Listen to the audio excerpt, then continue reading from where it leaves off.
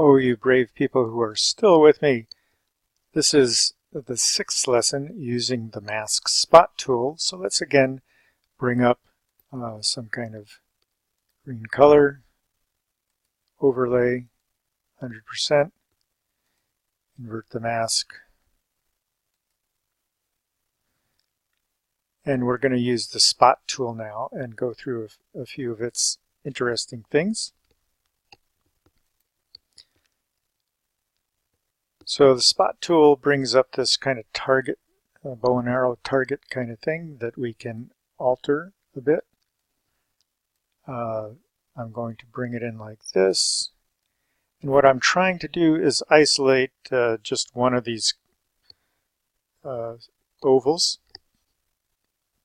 And when I switch to white, boom, remember white reveals the green of the color overlay, black conceals. So it's not perfect yet, right? We got bleed, we got fade. So how do we improve that? Well, one of the things is to bring down the transition, see how that works. But the real thing is to turn up the edge awareness.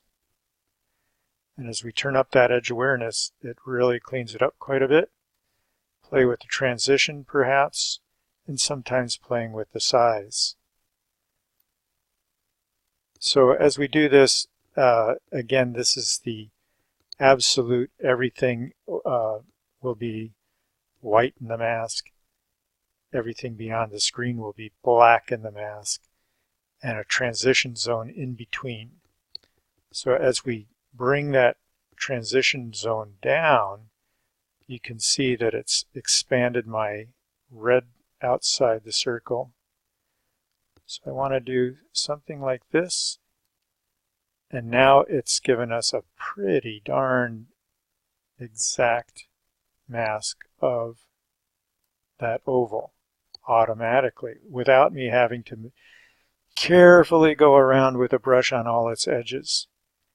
If I like that mask, what I can do is click on the brush and it kind of sets that mask where it was. And of course, I don't know why masks keep disappearing when we click on things, but hopefully that'll be fixed in the new version. If I invert the mask, now everything else has disappeared in greenness, but my white oval is back. Remember what this looked like originally. If I shut off the color overlay, that's what we had. I put on a green color overlay. I created a mask by clicking on the flag with the circle and plus sign and created a mask that just overlays that one area, that one object,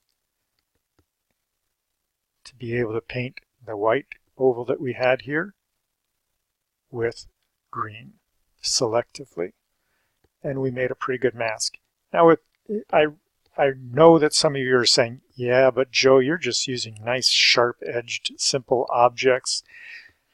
This does work to some extent and sometimes very, very well with even a furry animal. As long as there's a nice distinction between the background and the foreground, you can get it to fill in a good portion of your mask effort kind of automatically like this. And we'll see some examples of that later. As you can tell, so far I'm being rather OCD here about giving you as many pieces of this masking puzzle as possible. So we will get to some real life and more complex shapes, some fading shapes and things like that to see what we can do.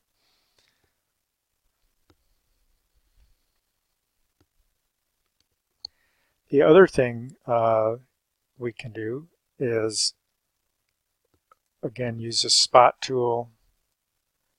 Now we're over a rectangle, and a circular shape may not work quite as well. We can try it and see what happens. trying to keep the white border kind of towards the corners there and the red circle inside. Turn down the transition. You can see that it's kind of fuzzing over.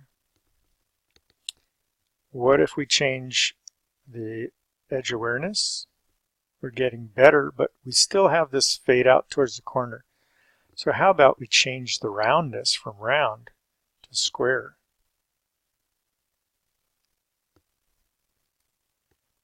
Reposition a bit. I'm going to turn down this a little bit so I can see where my margins are. I want to keep that red box inside my square object. And I'll turn it back up. I'm getting still some bleed through here. Maybe see about changing that transition.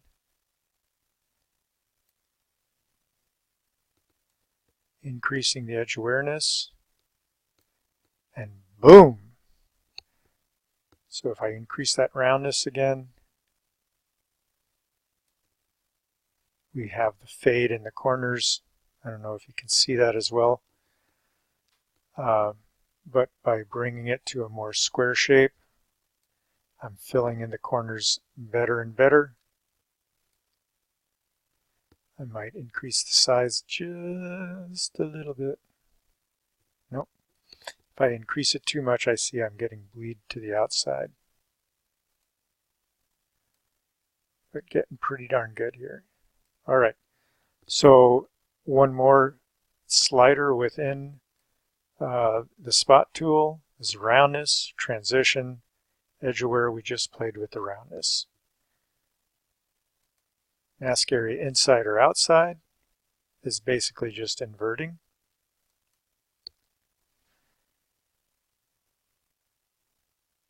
Okay, so that's if you need to clean up, you can see that there's a little bit of stuff going on, a little bit of bleeding beyond the margins. I can click on the brush tool and I can bring up the black brush, maybe make that edge a little softer, and the brush a little less soft, and come around the edges and get rid of those little spots, those flares. But the majority, the lion's share of the work was done by using the spot tool.